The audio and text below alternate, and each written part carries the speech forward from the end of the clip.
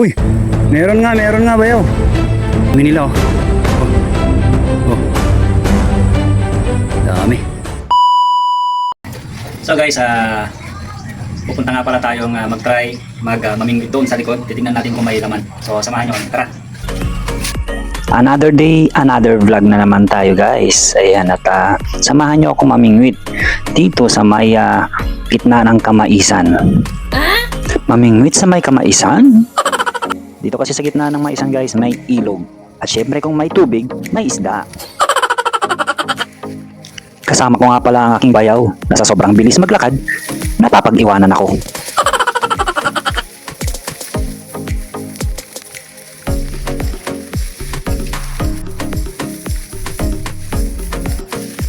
Dito nga pala yung daan na kung saan dito ako na mamaril. At ito matataas na yung mga maisan. Kaya mukhang nawawala kami. Susubukan kasi natin yung dating pinamimingwitan namin ng isda dyan sa may gitna ng maisan.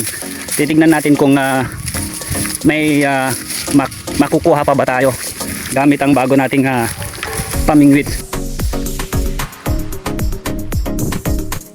Guys, ito na. Maputik na ang daanan namin. Malapit na kami doon sa spot na pupuntahan namin.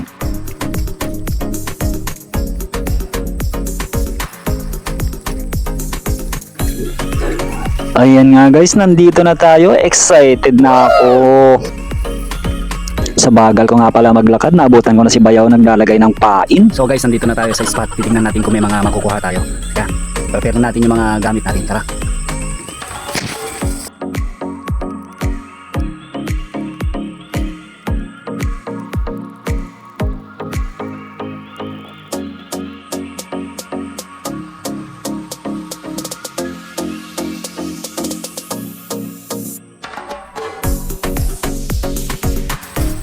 Guys, nasa 15 minutes na tayo pero wala pa tayong nararamdaman na kumakain dun sa pain. Pero meron ako nakita. Ayan o, ayan.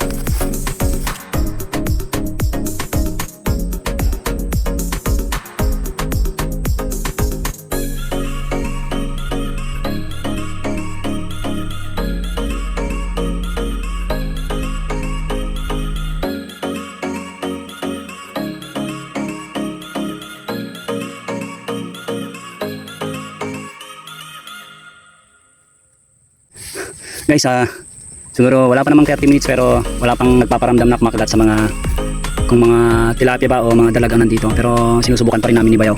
Ayan. Naglagay na naman siya ng pain. Naubos kasi. Naubos yung unang pain niya. Yung pain niya kasi yung binili niyang parang feeds dun sa sa online, pero ako bulate. So try natin, antay-antay lang natin mga isang oras pa. Isang oras. So sige, tara guys. So guys, wala tayong maramdaman na kumakagat man lang dun sa spot na pinagtambayan natin. Kaya lipat kami. At kung wala pa mamaya, mukhang mapapagod lang tayo. Kasama ko pa rin si Bayaw. Wala man lang sweater. Tibay nito sa mainit Ayan.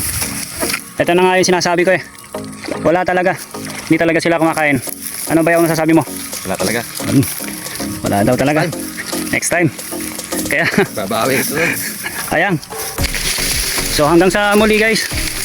At lilipat tayo ng spot. Hanap tayo ng magandang spot guys.